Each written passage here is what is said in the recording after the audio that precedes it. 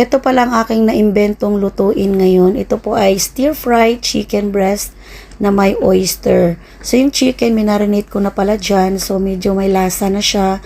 At nilagyan ko lang po ito ng mushroom na nasa lata, yung UFC. Nilagyan ko siya ng isang lata and may red and green bell pepper. Siyempre, merong onions at ginisa-gisa ko lang siya sa olive oil. At nilagyan ko rin siya ng powdered pepper. Ayan, konti lang nilagay ko para may lasa. At halo lang ng halo. Ito po ay napakadali lamang lutuin. At konti lamang ang ating ingredients na nilagay. Ito, meron tayong broccoli. Ito ay naka-steam na siya, kaya luto na. So, panghuli ko lang siyang nilagay para hindi siya madurog. So, ayan, halo lang ng halo. Ayan, hanggang sa ito ay maluto. O, diba? Ang dali lamang niyang lutuin, guys. At ang sarap talaga nito.